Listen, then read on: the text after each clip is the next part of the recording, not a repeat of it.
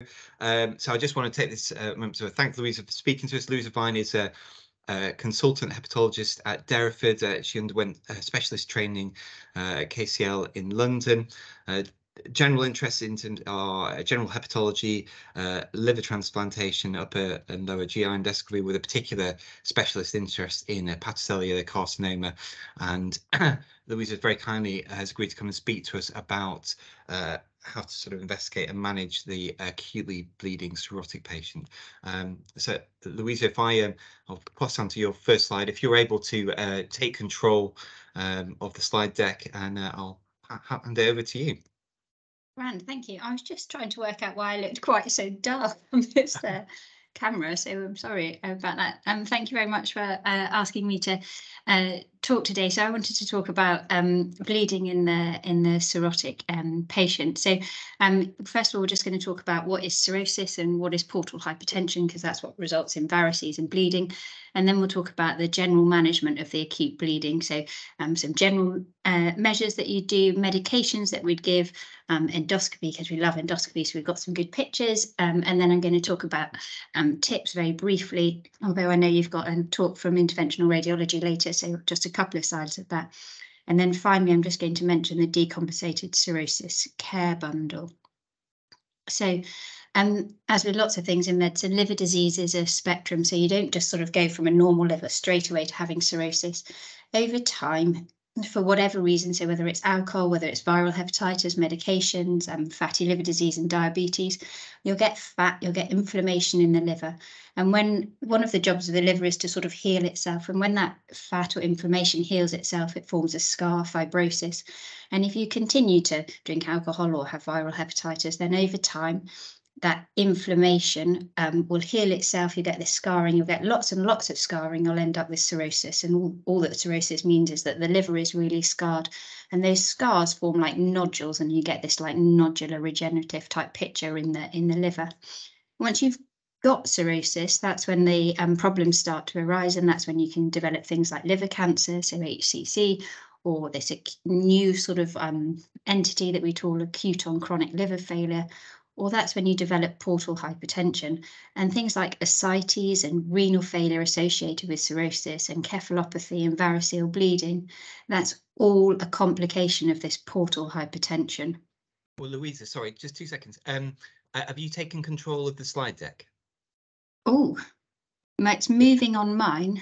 Okay, so it's not moving on mine. I still look like I've got control, so it may be that you've just... There we go. Hold on, I'll try it again.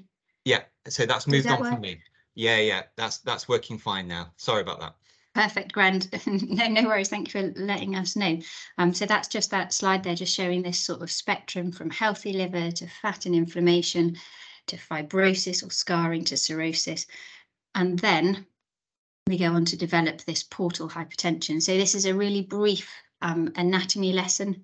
Okay, so the liver has a dual blood supply, so it's got its arterial supply from the hepatic artery, but it also gets blood supply from the gut and from the spleen via the portal vein. So that portal vein is made up of your splenic vein and your superior mesenteric vein. And normally the blood flows towards the liver, into the liver, to sort of clean the blood that you get from your bowel and from your spleen, and to metabolize any food products, for example. When you've got cirrhosis and your liver is scarred, the pressure in your liver goes up. So your pressure in your portal vein goes up and the flow reverses. So you get backflow into your splenic vein. And then all these little new blood vessels or branches of your splenic vein open up. And those are what form varices, because they then goes round your stomach and round your esophagus. And those are what forms those big veins there, those varices, which you get in your stomach and in your esophagus. So that's a complication of portal hypertension. And that's simply this increased pressure in your portal vein because of cirrhosis. If you don't have portal hypertension, your median survival is more than 12 years. Once you've developed portal hypertension, your median survival is less than 2 years. So this portal hypertension is a real problem and complication of cirrhosis, and that's what leads to your varices formation. So just sort of a few things about variceal bleeding. Once you have cirrhosis, you will eventually develop portal hypertension. It's a progressive disease unless you do something to stop that progression. So you give up alcohol, you sort out your diabetes and your weight and take more exercise, or you treat your viral viral infections. But in general, cirrhosis will progress, and you will progress towards developing portal hypertension. All varices will eventually grow, so you get small ones, then you get medium ones, then you get large ones, and it's related to the pressure in them. And once you've got large ones and the pressure is really high, they burst. So exactly the same as like varicose veins you get in your legs, for example. And this bleeding is the most severe, one of the most severe complications of cirrhosis. So your immediate mortality if you have a variceal bleed is somewhere between 15 to 20%. So 1 in 5 people just don't survive the initial insult of the variceal bleed. Once you've had a variceal bleed, you're at risk of developing infections. Lots of people go on to get encephalopathy and other complications of liver disease. It causes your cirrhosis to decompensate, you get jaundice. And so your 6-week mortality is about 30%. If you've bled once, then at 1 to 2 years, there's a 60% chance you're going to rebleed unless we do something about it. And your chance of dying is about 50% at 1 to 2 years. So it's quite a significant problem. Just a little note about blood tests in a cirrhotic patient, and I think we've all seen these a lot. So clotting and platelets are abnormal in people that have cirrhosis. So in terms of your low platelets, because of your portal vein, the pressure going up in your portal vein, and one of the inflow to your portal vein being your splenic vein, you get back pressure into your spleen and your spleen enlarges, and this just causes it to do its job better, and you get consumption of your platelets. So all people with cirrhosis and portal hypertension have low platelets because of the splenomegaly that they've got. Alcohol in itself is toxic to the bone marrow, so regardless of whether you've got cirrhosis or not, if you drink excessive alcohol, your platelets are likely to drop because of the toxic effects of alcohol. Some of the medications we give in liver disease will cause your platelets to drop. That was particularly relevant previously to treatment from hepatitis C point of view. And then if you've got liver disease, same as anyone else, you're at risk of getting things like ITP that can cause your platelets to be low. Your liver will produces nearly all of your clotting factors. So if you have cirrhosis and you've got scarring instead of your hepatocytes, you're going to have a deranged clotting. And obviously, lots of people who drink excessive alcohol, their nutrition is not very good because they're replacing their calories with alcohol. And so they're going to have nutritional deficiencies. So their vitamin K in particular, they'll be low in that, and that will cause their clotting to be deranged. It's not quite as straightforward as that. We know there's lots of other factors in play. We know you can still at risk of getting blood clots if you've got cirrhosis, but in general, your platelets will be low and your clotting will be really, really deranged. So there are lots of national and international guidelines out there about how to manage variceal bleeding and people with varices. And there's some American guidelines, there's some NICE guidelines, there's some Scottish guidelines, but the ones that we tend to use the most are these ones, the Basel ones. So Basel is our British Association for the Study of Liver, so that's our liver society. And the reason why we like these ones is because the lead author is Dr Christie, who's one of our colleagues in Exeter, and obviously they're excellent guidelines. So if you did want to read more about managing varices, and most of the guidelines I've talked about here, how to manage them, are taken from Basel. So if you're in the emergency department or even on the wards, this is your typical patient that you'll see. So they'll present with hematemesis and melena normally. They might have had a collapse. So if they've had large volume hematemesis at home, it will cause them to obviously drop their blood pressure significantly, and some patients come in extremis or collapsed. And they'll normally have other signs of decompensation. So it would be very unusual, and not impossible, but unusual to have a variceal bleed in someone whose liver function was otherwise doing completely well. So they'll normally have jaundice, like you can see in this patient. They'll normally have some form of ascites. And a patient with advanced liver disease, this is one of the things that we're becoming more and more aware of, they're always sarcopenic, so they've lost a lot of muscle mass and they normally have malnutrition. Even if they're someone whose liver disease is related to obesity, they will still consume more muscle, and so they will still have sarcopenia even with their obesity. And these are the typical type of blood test that you might get for someone who comes to the emergency department with variceal bleeding. So this was taken from one of my patients who came in last week when I was on call, and she was happy for us to review her blood tests. So it hasn't come out very well there, but you can see that she's anemic. Her hemoglobin is right down at 70. Her platelets are very low. They were 41. They dropped a bit later to 34. The blood test in the middle there, those are her liver disease. Those are her LFTs, so her albumin and her bilirubin, and they're obviously all deranged. Her albumin is low. And then looking at her renal function, she's got some renal impairment. And her urea is up, which again is a sign of significant bleeding.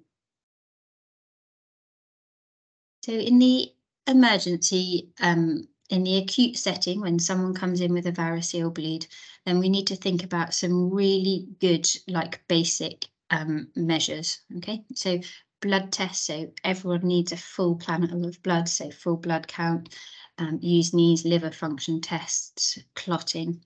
They need really, really good venous access. So not just a blue cannula, ideally a couple of greens. We appreciate how difficult that can sometimes be in patients who've maybe previously been an intravenous drug user, for example. But if we're struggling with access, then we need to get vascular access down, or some nice anaesthetist to come along and help us, because they do need really good access. And I'll talk about it on the next slide, but there's a lot of medications that you'll need to give them.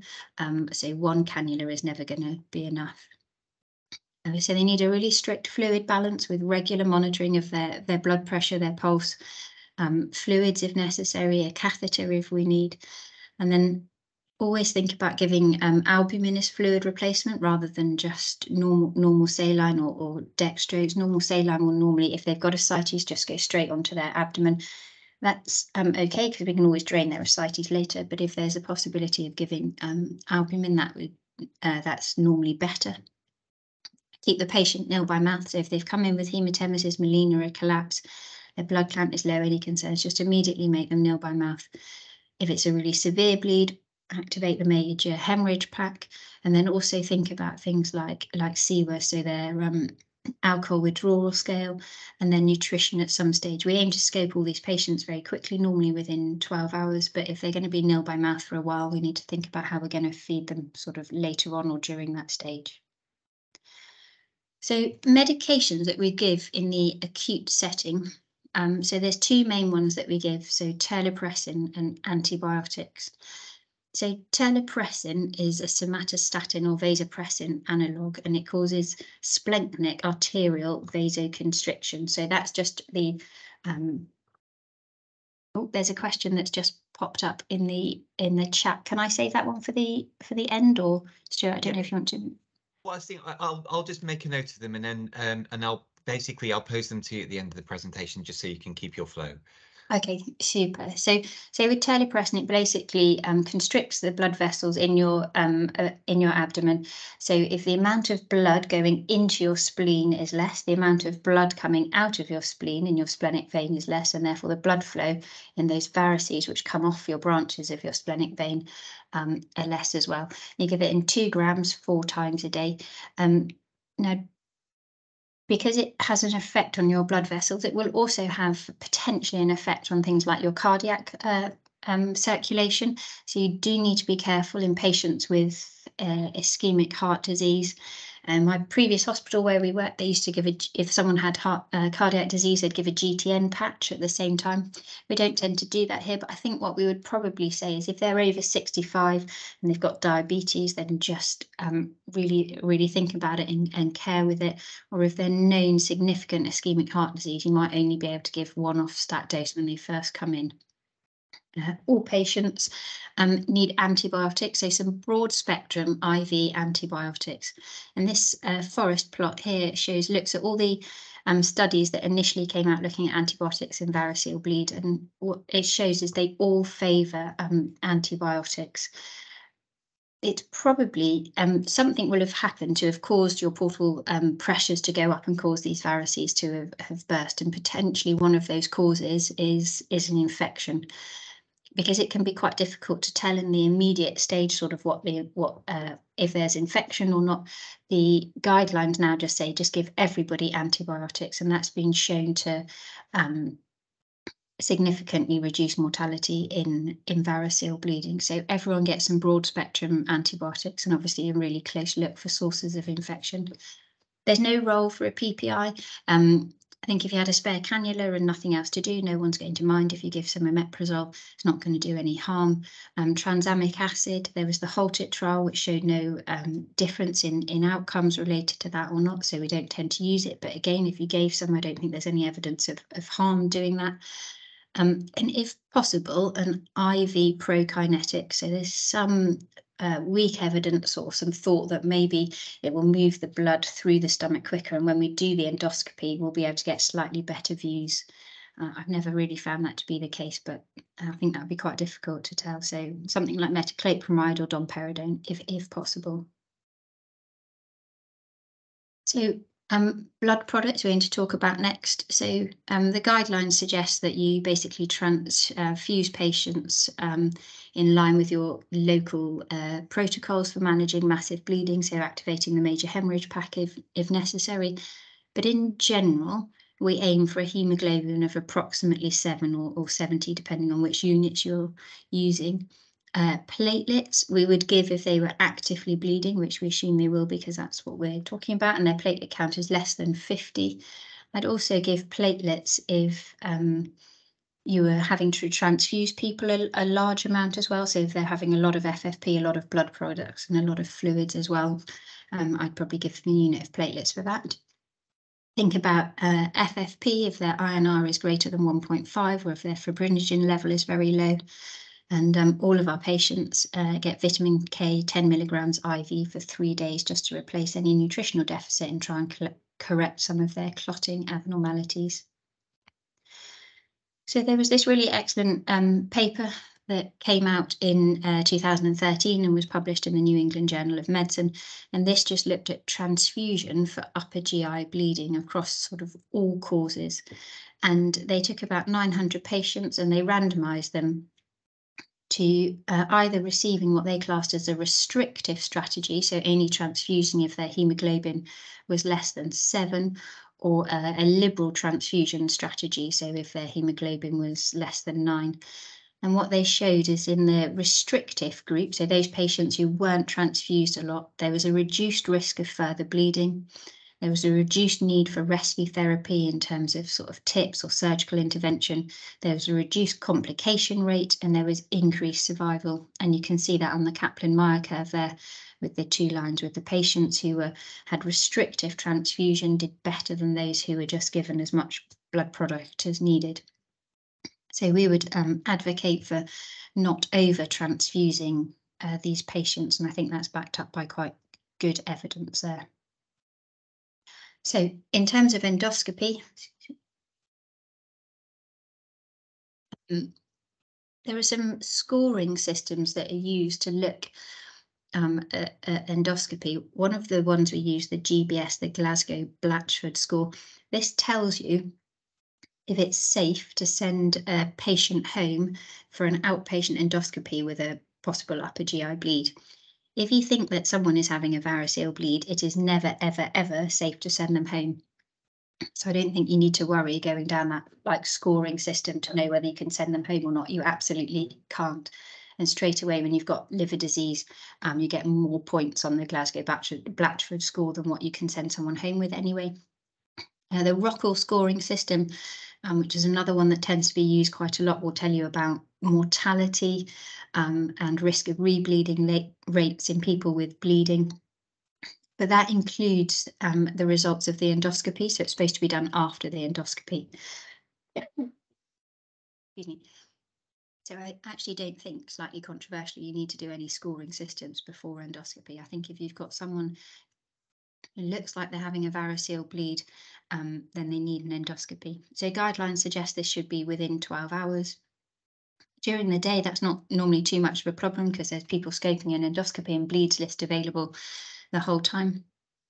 But out of hours, we have to do the endoscopy in pretty much every hospital. There's no hospital I've worked in the Southwest where the endoscopy unit opens up for it, but you have to do it in the emergency theatre. So we're therefore competing. In Derriford, it's theatre 7, so with the surgeon, so for people with intra-abdominal perforations. So sometimes, although we need to scope this patient, it's not easy to get into theatres immediately, which is why we talk about some really so making sure that we've got all the antibiotics and terlipressin on board. If there's large volume hematemesis, they're going to need GA for airway protection as well. So now we've got some nice pictures because this is my favourite. So in terms of endoscopy, so this is esophageal varices. These are what little varices look like. So these blue sort of veins there. This is what big varices look like. So they're much bigger. They're protruding into the lumen a lot.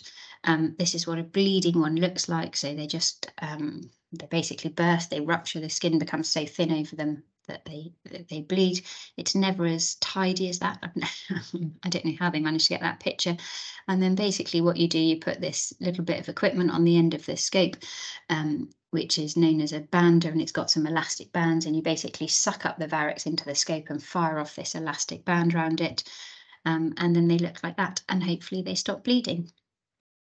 Gastric varices are a little bit different. So this picture here, they look like a bunch of grapes hanging down from the gastroesophageal junction. So the black thing you can see there, that's the scope. So we've bent it round and we're looking back up on ourselves. And again, they bleed in exactly the same way. So through pressure and they burst. And then for gastric varices, because you can't band when the scope's sort of, it's not recommended that you band them. We use glue. So we use something called histoacrylic glue, and you just inject it into the varix to stop the bleeding.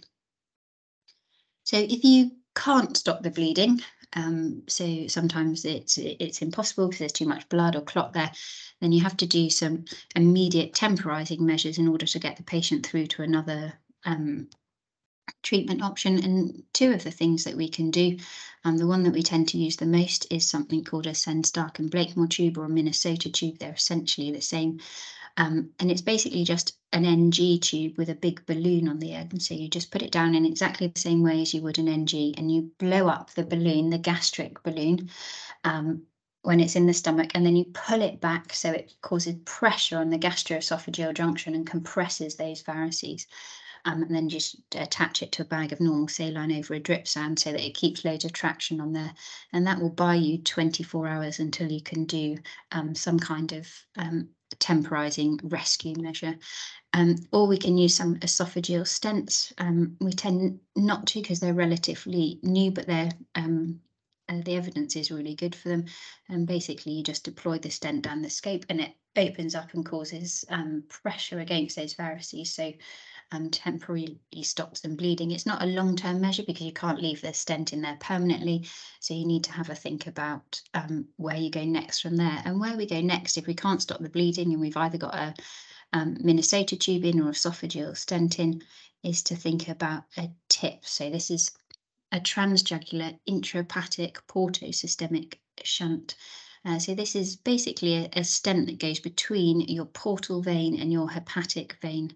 And so instead of the blood going into the liver from the portal vein, you just directly bypass the liver and shunt the blood out into the hepatic vein, and therefore the pressure in your portal vein will drop and your pressure in your varices. So in order to do this, every patient has to have a CT so we can make sure there's no clot in your portal vein.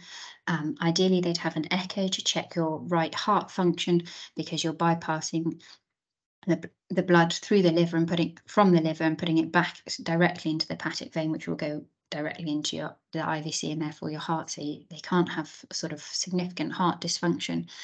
And ideally, but often you don't have time, you'd like to have an EEG, so a recording of their brainwaves to check they don't have any encephalopathy, because if you're bypassing the liver, then the liver is not able to remove the toxins, and in particular ammonia, from your blood, and therefore you're at risk of getting encephalopathy.